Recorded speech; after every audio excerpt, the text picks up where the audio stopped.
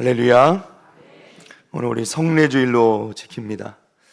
종교개혁을 이끌었고 기독교 강요를 쓴 칼빈, 원래 이 사람 프랑스 사람이라 칼뱅이라고 읽어야 되는데 우리는 보통 영어식으로 칼빈이라고 부르고 있습니다. 어찌됐든 이 칼빈은 참된 교회의 지표를 말씀과 성례라 이렇게 말했습니다. 하나님의 말씀이 순수하게 전파되고 성례가 그리스도의 제도에 따라 집행되는 것을 우리가 보면 거기에 하나님의 교회가 존재하는 것이 분명하다라는 것입니다. 다른 의미로 칼빈은 이것이 참된 교회와 거짓 교회를 식별하는 표준이 된다고 말했습니다. 그만큼 성례는 매우 중요하다는 것입니다. 성례가 무엇이냐? 우리가 지난주 오후에 행한 세례와 그리고 오늘 행하게 되는 성찬을 의미하는 것입니다.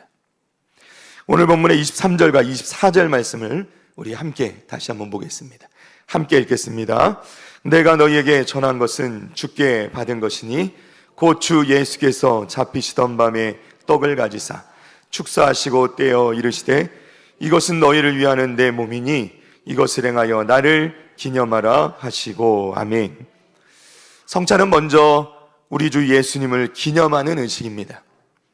예수님께서는 가룟 유다에게 팔려 로마 군인들에게 잡히시던 그 밤에 제자들과 떡과 포도주를 함께 나누며 마지막 만찬을 함께 하셨습니다. 이것을 기억하면서 그것을 기념하는 의식이 우리가 드리는 성찬 의식입니다. 우리는 이 만찬이 예수님께서 배반당하신 바로 그 밤에 있었던 것임을 기억해야 합니다. 주 예수께서 잡히시던 밤에. 마태복음 26장 18절 말씀에 보면 이르시되 성한 아무에게 가서 이르되 선생님 말씀이 내 때가 가까이 왔으니 내 제자들과 함께 유월절을 네 집에서 지키겠다 하시더라 하라 하시니. 아멘. 예수님께서는 잡히시던 그날 밤, 그 밤에 제자들과 함께 이 유월절 만찬을 함께 하기를 원하셨다는 것입니다. 이것이 제자들과 함께 먹는 첫 번째 유월절 만찬은 아닙니다. 그러나 마지막 유월절 만찬이었습니다. 그리고 이 유월절 만찬은 그 유월절 만찬을 기준으로 모든 것을 바꾸어 놓았습니다. 특별히 이날 이전에, 이 유월절 만찬 이전에는 이스라엘 백성들은 하나님께서 이집트 땅에서 노예 생활하던 자신들의 조상, 그들의 조상을 어떻게 구원해 내셨는지를 기억해야 했습니다. 그리고 그것을 기념했습니다. 절기를 지켰죠. 그런데 이 유월절 만찬 이후로는 죄에게 종노릇하던 우리를 주님께서 어떻게 구원하셨는가를 그것을 기억해야 되는 것으로 바뀌었다는 것입니다. 죄로 인해 죽었던 우리를 주님께서 어떻게 다시 살리셨는지를 기억하게 된 것입니다. 할렐루야. 우리 24절 말씀을 다시 봅니다. 함께 읽겠습니다. 시작. 축사하시고 떼어 이르시되 이것은 너희를 위하는 내 몸이니 이것을 행하여 나를 기념하라 하시고. 주님께서 먼저 떡을 떼어 제자들에게 나누시면서 말씀을 하십니다. 여기서 떡을 뗀다 할 때에 이 떡은 유월절에 먹는 특별히 누룩이 들어가지 않은 무교병을 의미합니다. 예수님께서는 이 떡을 떼셨다라고 말씀하는데 이 떼다라는 말은 영어로 브로크잇이라고 되어 있습니다. 무슨 뜻이냐면 뜯는다 또는 찢는다라는 뜻도 가지고 있습니다. 이 한 덩어리에 있던 빵을, 이 떡을 뜯어서 제자들과 함께 나누어 먹었다는 의미입니다. 여기에는 분명한 의미가 담겨 있습니다. 사랑하는 여러분, 우리가 오늘 나누는 떡은 주님의 몸을 의미합니다. 우리는 주님께서 우리를 위하여 당신의 몸을 찢으신 것을 기억해야 한다는 것입니다. 이사야서 53장 5절 말씀입니다. 그가 찔림은 우리의 허물 때문이요 그가 상함은 우리의 죄악 때문이라. 그가 징계를 받음으로 우리는 평화를 누리고 그가 채찍에 맞음으로 우리는 나음을 받았도다. 아멘. 사랑하는 여러분, 주님께서는 우리의 허물, 우리의 죄악, 우리의 슬픔, 우리의 근심, 그 모든 것들 때문에 징계를 받으셨고 채찍을 맞으시고 그 온몸이 찢기우셨다는 것입니다. 왜냐하면 그렇게 해서 우리가 평화를 누리고 우리가 나음을 받기를 원하셨기 때문입니다. 이사야서 53장 6절입니다. 우리 함께 읽습니다. 시작. 우리는 다 양 같아서 그릇 행하여 각기 제 길로 갔거늘 여호와께서는 우리 모두의 죄악을 그에게 담당시키셨도다. 아멘. 할렐루야. 우리는 다 어리석은 양과 같아서 그릇 행하고 각기 제 길로 고집하고 나아갔는데 여호와 하나님 우리 아버지께서는 그런 우리 모든 죄악을 당신의 하나뿐인 아들 예수 그리스도에게 담당시키셨다는 것입니다. 믿으시면 아멘. 우리가 이제 성찬을 통하여 이 떡을 나눌 때 우리가 기억하고 기념해야 되는 것은 바로 이것입니다. 주님의 몸이 찢기셔서 우리의 모든 죄를 용서하신 것이죠. 우리 25절과 26절을 함께 읽겠습니다. 함께 읽습니다. 식후에 또한 그와 같이 잔을 가지시고 이르시되 이 잔은 내 피로 세운 새 언약이니 이것을 행하여 마실 때마다 나를 기념하라 하셨으니 너희가 이 떡을 먹으며 이 잔을 마실 때마다 주의 죽으심을 그가 오실 때까지 전하는 것이니라. 아멘. 예수님께서 우리에게 새 언약을 세우셨습니다. 옛 언약은 율법을 기준으로 한 것이고 새 언약은 은혜를 근거로 하는 것입니다. 그리고 이 은혜는 오직 예수님의 피로 우리에게 주어진 것입니다. 우리에게 새로운 언약을 허락하는 것은 예수님의 피, 그 보혈의 피뿐임을 여러분 믿으시기를 바랍니다. 새 언약은 옛 언약을 깨뜨리는 것이 아닙니다. 오히려 그것을 성취하는 것입니다. 이전에 가장 좋은 양을 해마다 그렇게 많이 드리고도 이루지 못했던 것, 그래서 해마다 반복해서 드려야 했던 것이 구약의 제사였습니다. 그러나 하나님의 어린 양은 이것을 단번에 영원한 제사로 하나님께 드리셨다는 겁니다. 마태복음 5장 17절 말씀입니다. 내가 율법이나 선지자를 폐하러 온 줄로 생각하지 말라. 폐하러 온 것이 아니요 완전하게 하려 함이니라. 아멘. 예수님께서는 율법을 폐하러 오신 것이 아닙니다. 완성하러 오셨다는 것입니다. 사람으로서는 도저히 이룰 수 없었던 그 율법을, 그 율법의 그 언약을, 옛 언약을 하나님이신 예수님께서는 직접 이 땅에 오셔서 화목제물 되어 주심으로 말미암아 단 한 번의 영원한 제사를 이루실 수 있게 되었다는 것입니다. 사랑하는 여러분, 이제 우리는 이전에 지키던 옛 언약에 매여 있을 필요가 없다는 것입니다. 이미 주님께서 다 이루셨기 때문에 이제 우리는 주님의 보혈의 피를 의지하여 새 언약을 따라 믿음으로 말미암아 의에 이를 수 있게 된 것입니다.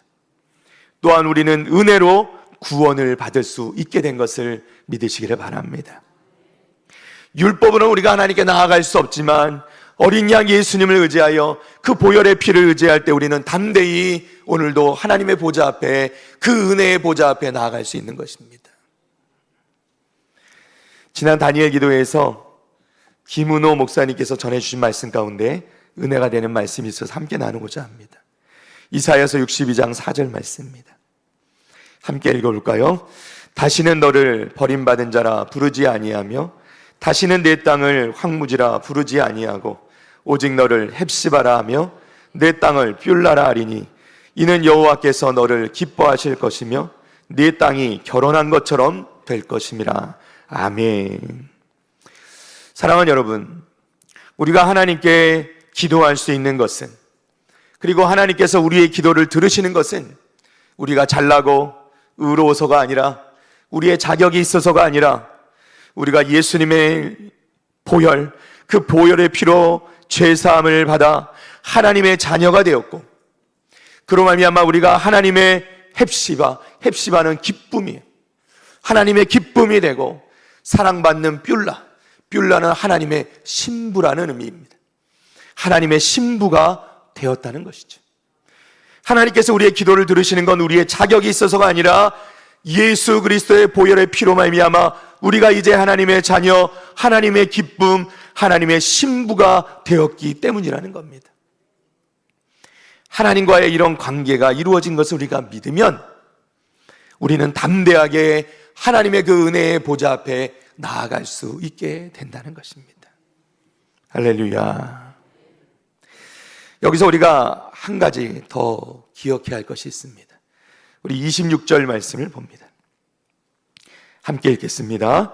너희가 이 떡을 먹으며 이 잔을 마실 때마다 주의 죽으심을 그가 오실 때까지 전하는 것이니라. 아멘. 사랑하는 여러분, 우리 주 예수님께서는 우리를 위해 십자가에서 죽으셨습니다. 그리고 우리를 위해 그 죽음을 이기시고 다시 살아나셨습니다. 부활하셨습니다. 그리고 우리를 위해 하늘로 올라가셨습니다. 주님께서는 지금도 하나님 보좌 우편에서 우리를 위해 중보하고 기도하고 계심을 믿으시기를 바랍니다. 그런데 중요한 것은 그 주님께서 이 땅에 하나님의 때에 주님께서 다시 오시겠다고 약속하셨다는 것입니다. 우리는 이것을 잊지 말고 기억해야 되는 것입니다. 요한복음 14장 3절입니다. 가서 너희를 위하여 거처를 예비하면 내가 다시 와서 너희를 내게로 영접하여 나 있는 곳에 너희도 있게 하리라. 아멘. 주님은 다시 오실 것입니다. 그 정확한 때를 우리는 알 수 없습니다. 그것은 하나님께 속한 것입니다.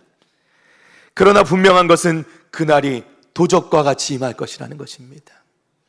우리가 알지 못하는 때에, 우리가 미처 준비하지 못할 때에 주님이 오실 수도 있다는 것입니다. 그래서 우리에게 항상 깨어 있으라고 말씀하시는 것이죠.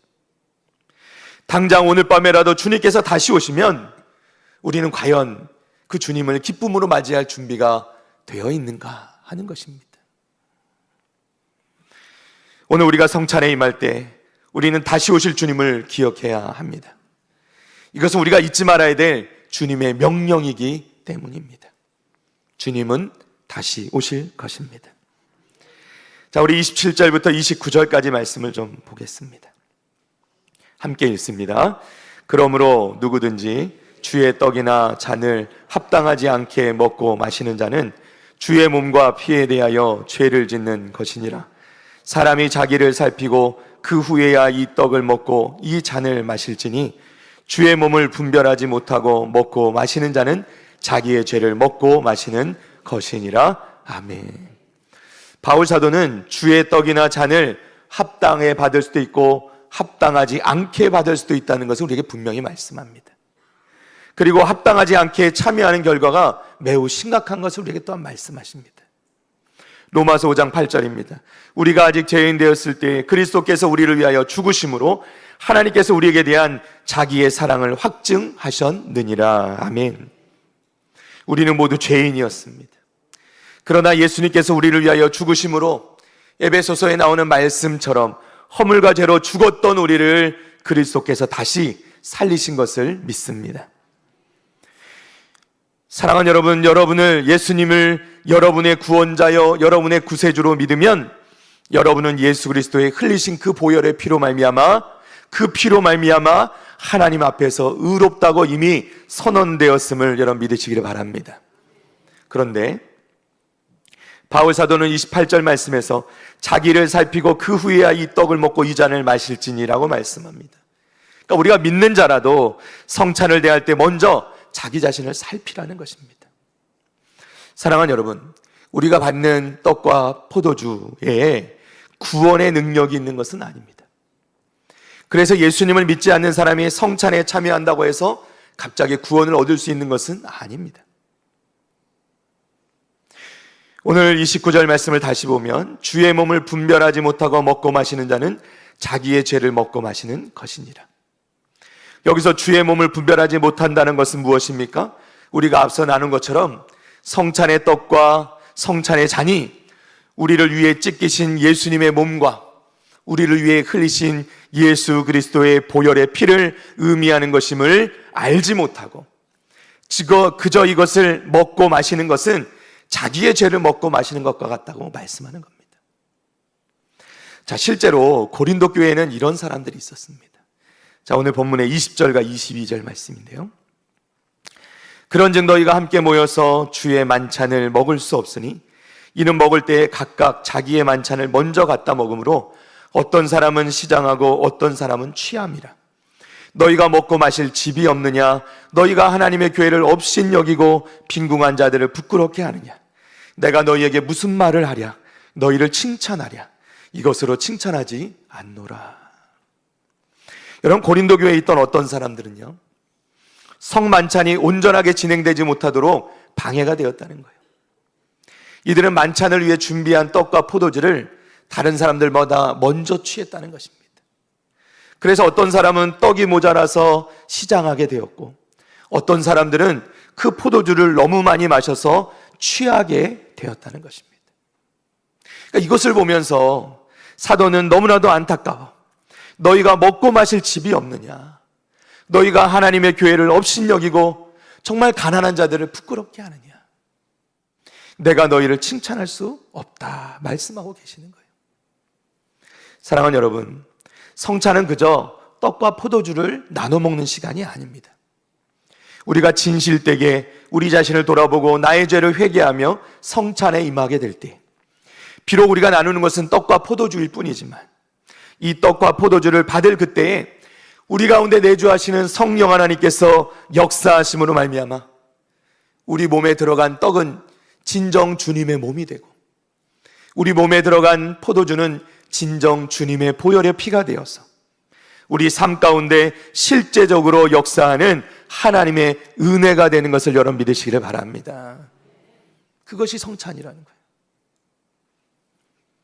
오늘 성찬을 통해서 이렇게 하나님께 주시는 놀라운 은혜와 감동을, 그 축복을 누리는, 그러한 축복을 경험하게 되는 성찬이 되기를 주님의 이름으로 간절히 축원합니다. 축원합니다. 말씀을 정리합니다. 사랑하는 여러분, 오늘 나누는 성찬을 통하여서 우리는 우리를 위하여 찢기신 주님의 몸과 우리를 위하여 흘리신 주님의 그 보혈의 피가 우리 가운데 기억되어지고 은혜가 되는 시간 되기를 바랍니다. 오늘 우리가 함께 성찬에 임할 때에 한 사람도 합당치 않게 떡과 잔을 받는 분이 없기를 바라고, 우리가 먼저 자신을 살펴 주님 앞에 간절히 회개하고 이 떡과 잔을 받음으로 말미암아 성령께서 주시는 그 놀라운 은혜와 영적인 복을 누리게 되는 우리 북일의 성도님들 다 되시기를 주님의 이름으로 간절히 축원합니다. 축원합니다.